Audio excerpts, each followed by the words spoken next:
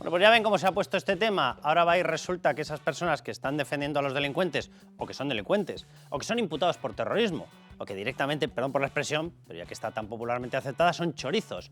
Porque Laura Borràs, cuando trocea determinado contrato para dárselo a un amigo, ¿qué consideramos que es? ¿Una luchadora por el separatismo? Bueno, Míriam Nogueras ha batido récord y directamente se ha puesto a sacar una lista y a empezar a marcar los que consideran que son los malos. Bueno, vamos a escucharlo, pero ya le adelanto, señora Míriam Nogueras, que evidentemente todos los que usted marque por ser supuestamente malos, vamos a pasar a considerarlos buenos. De hecho, es que ya son buenos y evidentemente tendrán nuestro respaldo, nuestro apoyo, nuestro cariño y nuestro agradecimiento. Pero escuchémosla.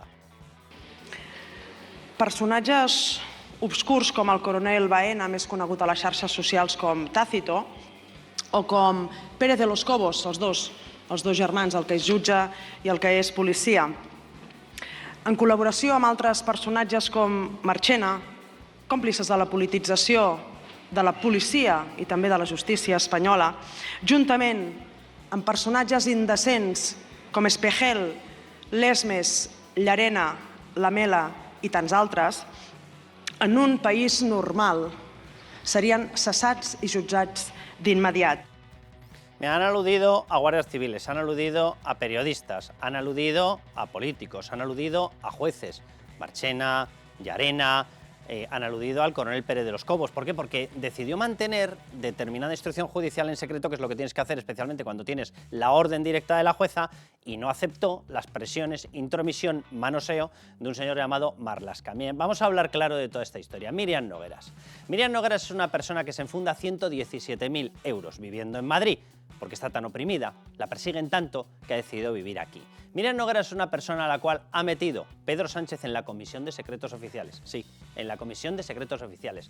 Resulta que esta persona, que va contra la judicatura, contra la libertad de prensa, que va contra todo aquello que hace que una democracia sea una democracia y un Estado de Derecho, esta persona está siendo premiada y nada más y nada menos que la ha metido Pedro Sánchez en la comisión donde va a vigilar los secretos oficiales. ¿Qué secretos oficiales? Pues, por ejemplo, cómo se tuvo que espiar a quién. A todos ellos. ¿Por qué? Porque estaban conspirando contra el orden constitucional, la democracia, las libertades, los derechos, la unidad de España, etc. Los delincuentes son ellos, los no delincuentes son los del otro lado. Esta es la historia, esta es la historia. Por cierto, tiene fotografías Míriam Nogueras con Laura Borràs por todas partes. Laura Borràs, ¿qué le parece? Esta persona que se dedicaba a coger dinero público del Parlamento y troceaba los contratos para dárselos a un amigo. Una Gudari, ¿verdad? Una valiente luchadora por los derechos. Por cierto, todos los que están condenados en su partido, los prófugos que están fuera, etcétera, de esta alianza separatista, ¿qué le parecen? Porque todos ellos están o acusados o condenados de malversación, de llevarse el dinero de todo el mundo. ¿Para qué? Para construirse un estado paralelo donde, oh, qué casualidad, todos tienen unos cargazos de agárrate y no te menees. Esta es la historia, pero por lo visto para ella esto es ser un heroico luchador. Miren, a ver si conseguimos entre todos darnos respaldo a todos los que estamos en la lucha y en la defensa constitucional, a todos los que estamos en esta trinchera de defensa de las libertades, y vamos marcando a los que de verdad tendrían que estar marcados por la justicia, no marcados por esta acción extrajudicial que lo único que busca es que a esta pobre gente, encima a Llarena, a Marchena, etcétera, les vayan machacando a la familia. A ver si todos vamos cerrando filas y va quedando claro, como ya va quedando claro, que Pedro Sánchez es un golpista, que está al frente del golpe. Señora Nogueras, cuanto más les insulte, más apoyo les daremos.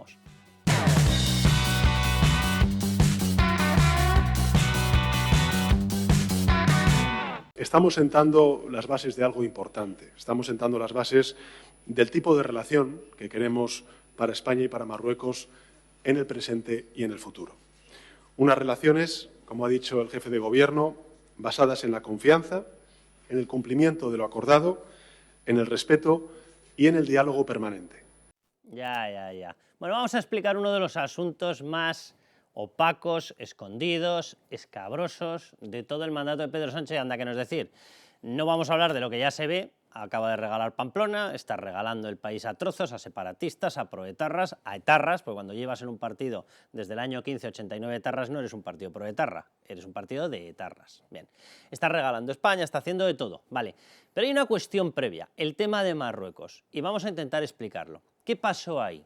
¿Qué pasó con el famoso hackeo al móvil? No se lo hackearon solo a él, se lo hackearon también al ministro de Interior. Hombre, esto debería haber preocupado, ¿verdad? A la ministra de Defensa. A lo mejor deberían haberse preocupado, ¿no?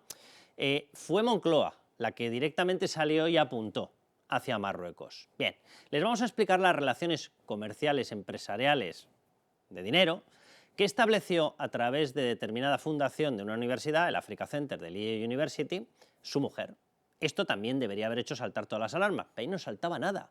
Debía saltar, por lo visto, el dinero. Bueno, a partir de ahí, Begoña Gómez entró en contacto con una cosa que se llamaba APD Maroc. Ahí está, nada, una cosica de nada. Los 20.000 mayores ejecutivos y directivos de Marruecos. Marruecos, ¿vale? Para que tú en Marruecos estés en ese tipo de grupo, tienes que contar, evidentemente, con la venia de la monarquía, de Mohamed. Y si no, no estás.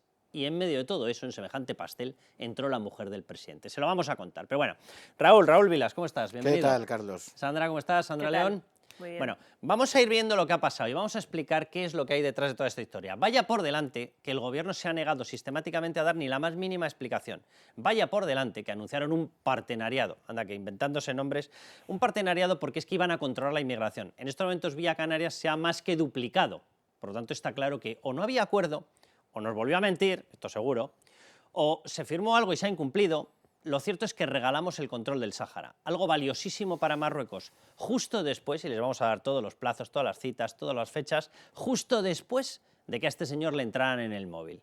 Y justo en medio de que su mujer estaba con este tipo de relaciones. Pero vamos a ir escuchándolo, vamos a ir viendo qué es lo que pasaba.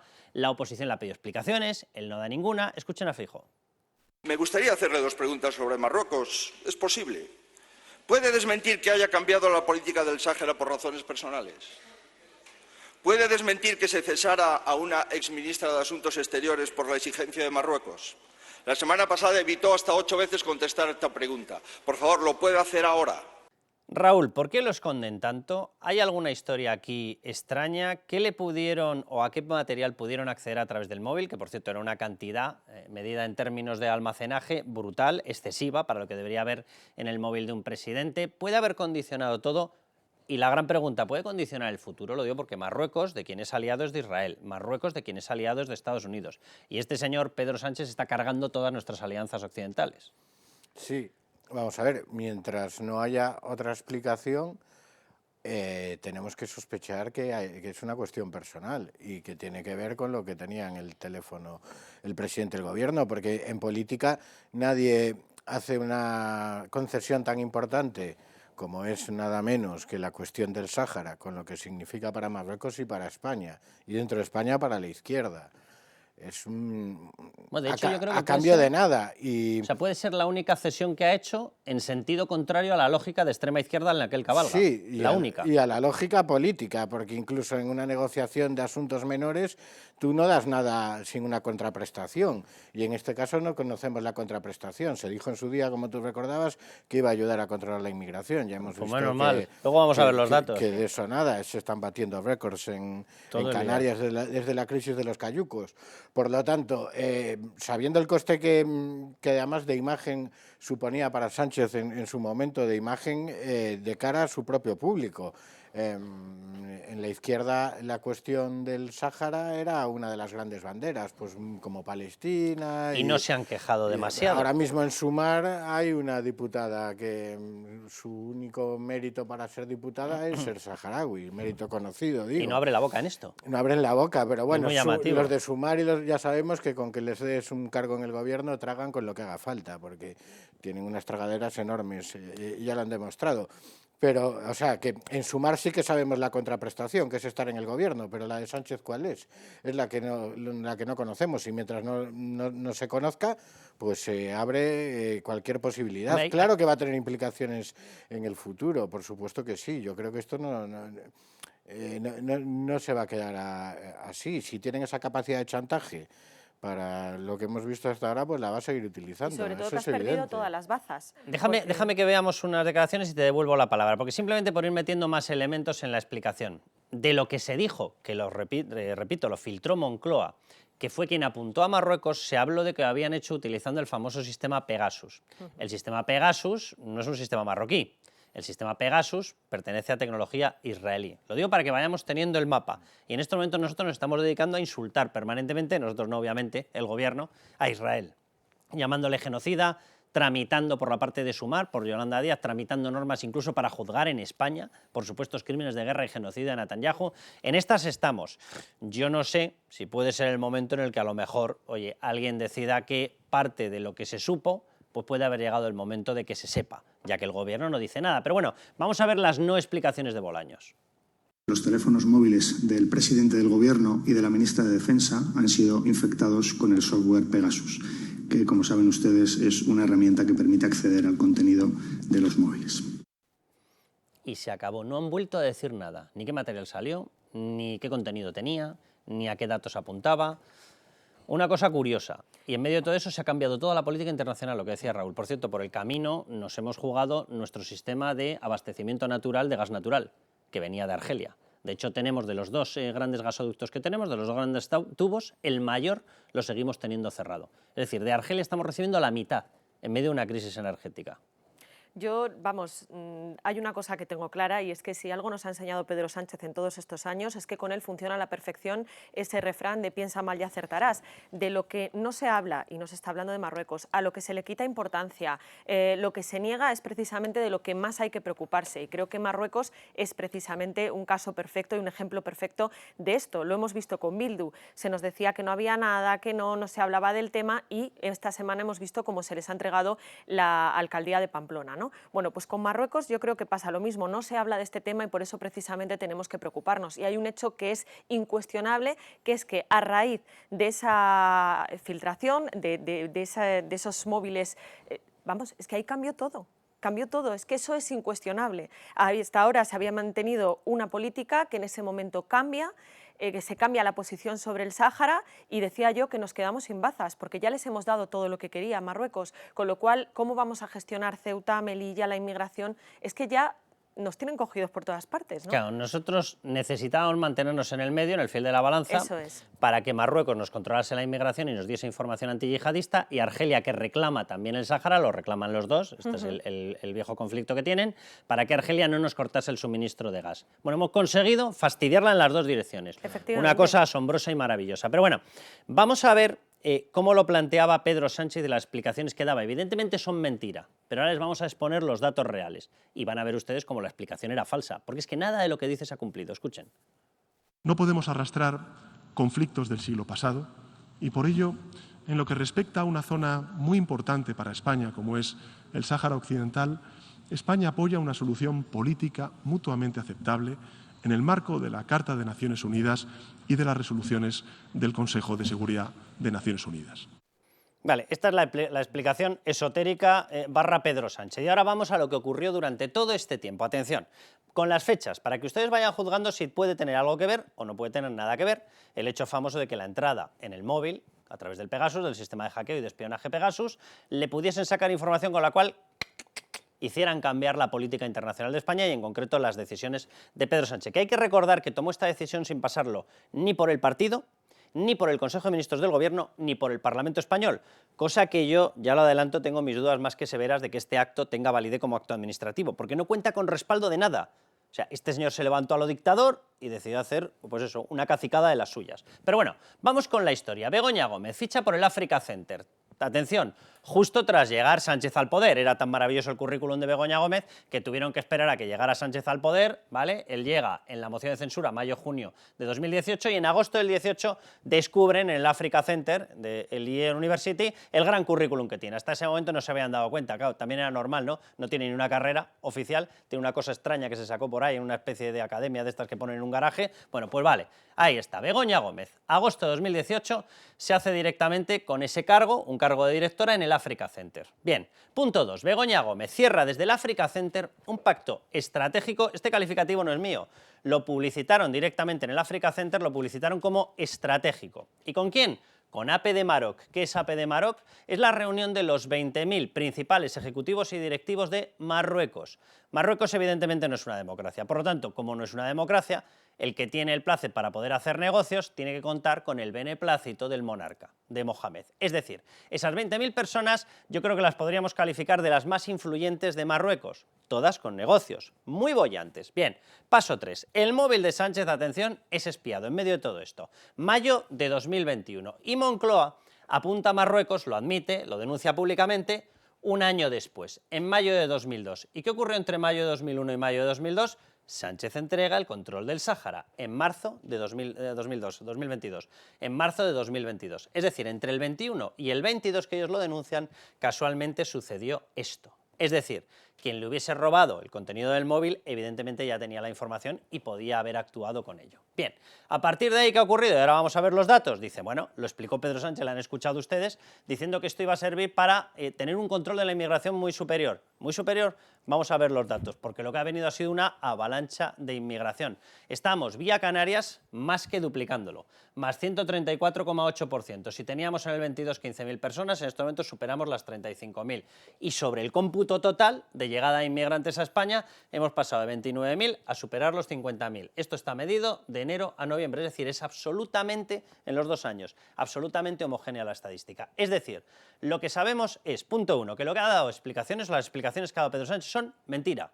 Evidentemente no ha sido para controlar la inmigración.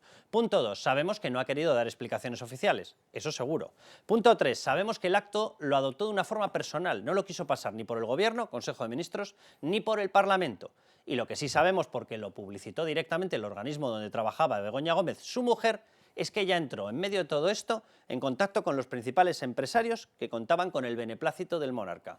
O sea, hasta ahí datos objetivos. El resto cada uno podrá pensar lo que quiera, básicamente porque el Gobierno no ha querido dar ni media explicación, que sería el último dato objetivo. Secreto absoluto sobre esto. Raúl. Es que está muy claro. A quien le resulte un poco lejano el asunto de Marruecos, es que hay un paralelismo. Es exactamente lo mismo que se está haciendo en el tema de la amnistía. Ya, es verdad, ¿eh? O sea, se dice, vamos a solucionar un conflicto histórico. Hemos visto que Sánchez decía que lo hace para solucionar el conflicto histórico del Sáhara. Y lo hacemos eso, por el bien general, cuando en realidad todos sabemos que lo que está haciendo Sánchez es comprar los votos de Puigdemont a cambio de la impunidad. Pues aquí sabemos... también, o sea, si lo trasladas a la cuestión marroquí, sabemos que Sánchez está comprando, pero en este caso no sabemos exactamente lo que está comprando. Si el silencio... Efectivamente, ni porque solucionar el conflicto, vamos a ver, ¿quién se cree? Y lo de la inmigración están los datos ahí. No se ha conseguido. Evidentemente no se ha conseguido. Evidentemente no se va a solucionar, pero es que es la misma trampa.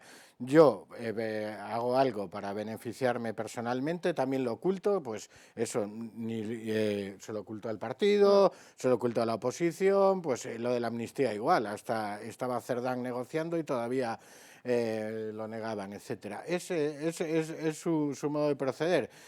Insisto, la diferencia es que en el asunto de la amnistía sabemos el precio y aquí no. Bueno, aquí no lo sabemos, pero lo sabremos en algún momento. Y lo que sí ¿Tú que crees? Yo creo que sí, sinceramente. No sé cuándo, pero yo creo que al final todo cae por su propio peso. Pero aquí hay 3 posibilidades, ¿no? O sea, tú cambias esta posición histórica sobre el Sáhara por 3 razones posibles. Una, la que dice Pedro Sánchez, que para solucionar un conflicto histórico. Obviamente porque España cambie su posición, no ha cambiado absolutamente nada ni demás. Otra opción, ¿cuál es?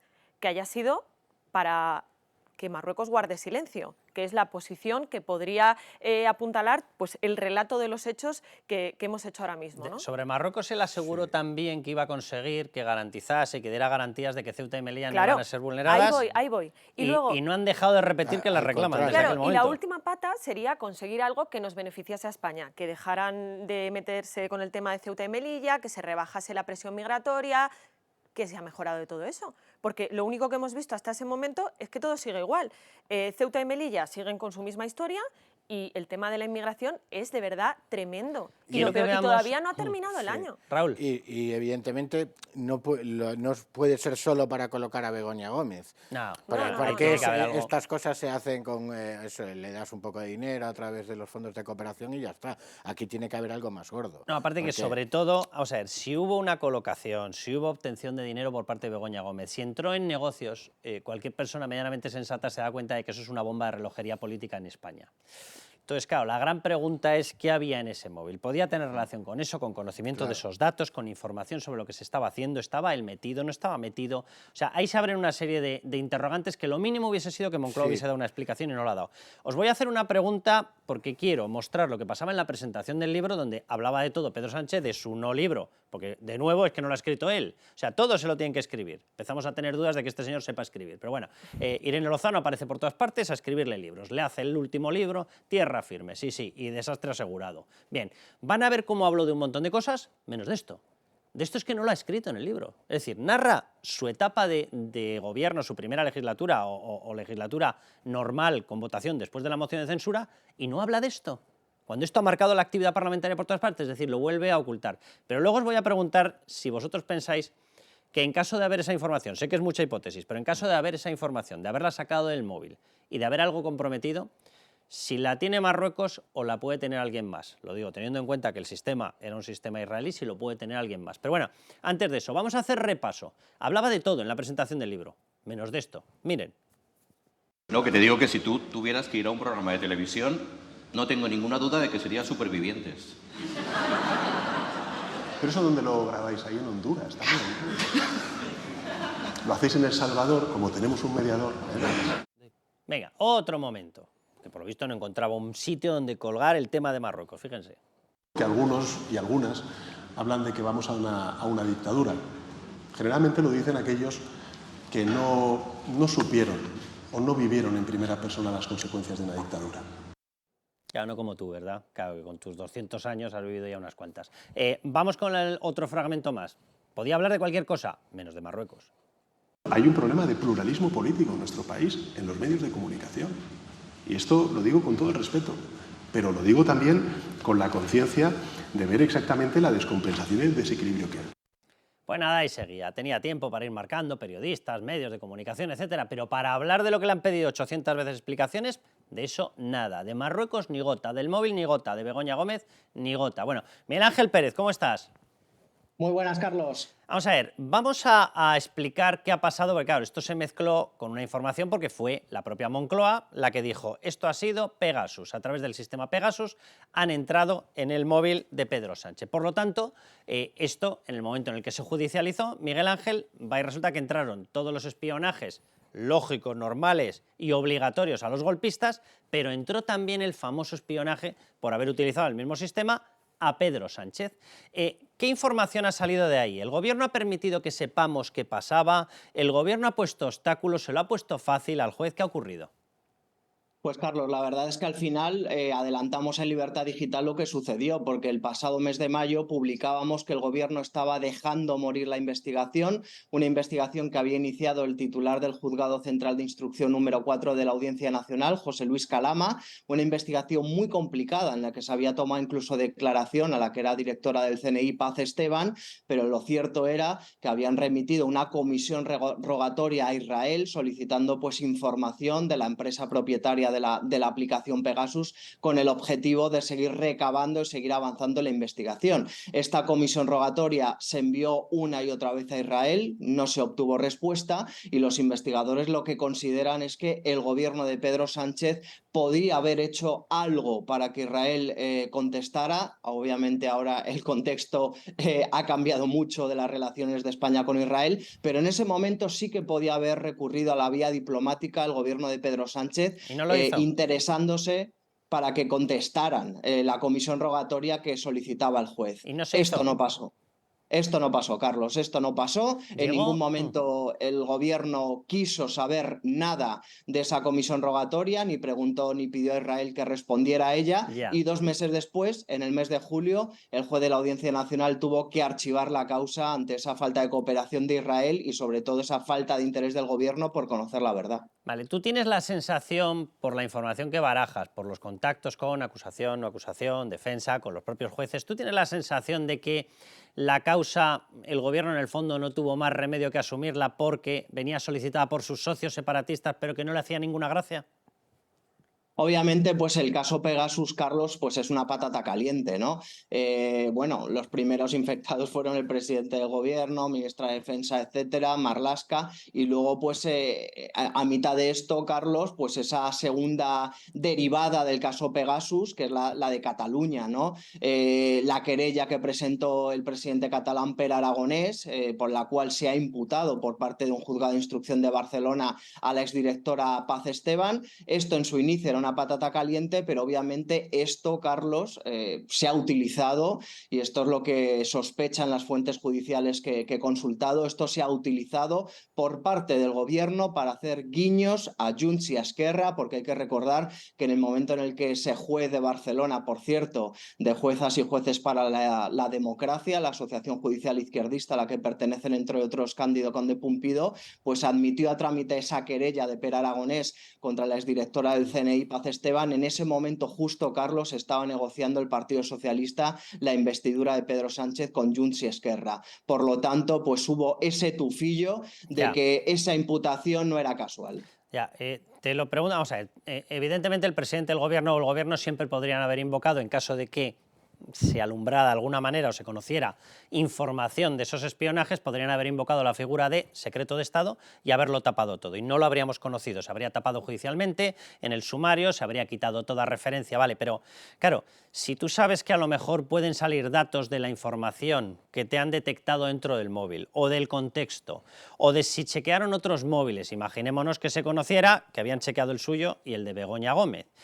Claro, el tener que invocar el secreto de Estado políticamente es un poquito complicado, ¿no? Porque entonces ya estás diciendo que lo que había ahí era material delicado. Podemos pensar bien y pensar que es material delicado del Estado o pensar que es material delicado tuyo. Bueno, es que, Carlos, aquí ha habido dos actitudes del gobierno. El caso Pegasus de la Audiencia Nacional, que es el que afectaba a Pedro Sánchez, se ha querido tapar la verdad, que no avanzara la investigación. Y bueno, los investigadores lo que consideraban es que el Ejecutivo desde el primer momento, desde esa rueda de prensa, Félix Bolaños, lo que estaba haciendo era montando un paripé. Frente a esa actitud, ante el caso Pegasus en la Audiencia Nacional, nos encontramos la actitud contraria del gobierno hacia el caso Pegasus, que es el que ha presentado la querella Per Aragonés y que va contra la exdirectora del CNI, Paz Esteban.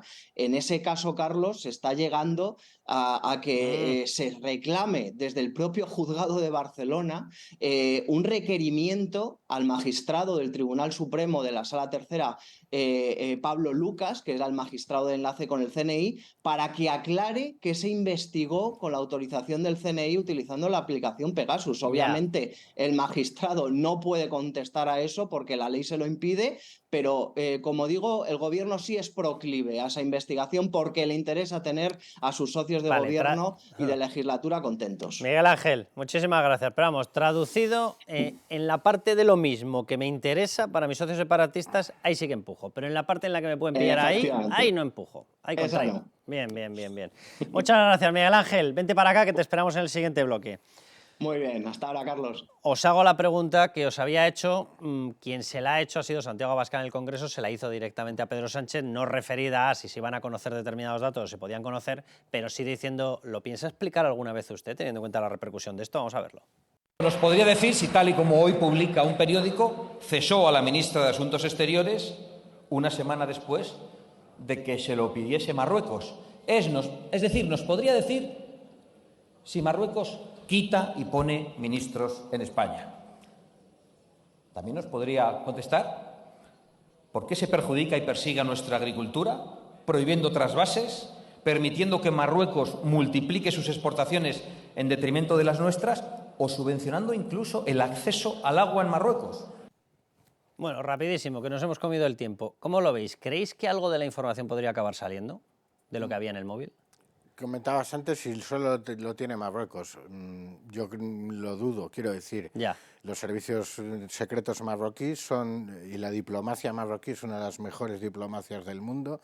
Tienen una red de contactos importante. Tú hablabas antes de aliados como Estados Unidos, Israel. Estados Unidos e Israel, desde luego, de forma clarísima. No sé si en este momento se ha compartido, pero que Marruecos podría compartirlo en cualquier momento por esa red internacional en la que se mueven tanto sus servicios secretos como su cuerpo diplomático, por supuesto que sí. La cuestión de ¿qué puede haber en el móvil? A mí eso me parece clave. ¿Personal o político de Estado? Yo creo que, conociendo la trayectoria de Sánchez, me sorprendería mucho que haya algo del ámbito público, político, de Estado con el que se le pueda chantajear. Porque es un hombre que no tiene ningún problema en cambiar de opinión, como dice él, o sea, en engañar a todo el mundo con la mayor desfachatez, pactar con Bildu a la vista de todos, asaltar instituciones. O sea, ¿qué más puede estar haciendo Sánchez que no se sepa para que le chantajeen? Por lo tanto, yo me inclino mucho más porque ahí hay cuestiones que afectan a lo personal. A lo personal, no sé si en temas de cuentas corrientes o en otro tipo de temas más turbios. Esa es mi sensación. Yo no sé si vamos a saber exactamente el qué, pero sí creo que en algún momento sabremos algo más de por qué este cambio en el gobierno, ¿no? Porque al final yo creo que Marruecos es a este conflicto lo que Puigdemont al tema de la amnistía. Cuando tú tienes enfrente a según qué personas, sabes que en algún momento pueden contar según qué cosas que te dejen mal. Entonces yo creo que probablemente sí que sabremos si ha habido un pacto y en qué sentido y para qué y por qué. Lo que no sé si sabremos es esos secretos que podría haber en ese móvil. Eso ya no lo tengo y que claro. Marruecos pone quitaministros está claro. Eso está clarísimo. El caso eso es de evidente. Arias fue por el asunto del líder del Polisario. que Eso lo sabemos todos. Y en cuanto a las consecuencias, que la gente piense, ¿cuáles son las consecuencias de ceder, por ejemplo, en el asunto de Cataluña y de la amnistía? Vamos a un referéndum, quiero decir, pues en el caso de Marruecos lo mismo, si cedes ante ellos, ¿están más a salvo Ceuta y Melilla o menos? Bueno, pues como mencionáis a Puigdemont y estamos de tema medio internacional, vamos a hablar de otra cuestión que ha vuelto a tener ya informes de la Guardia Civil, las relaciones entre Puigdemont, Junts, el entramado de financiación de Waterloo y ¿quién? Rusia, Moscú.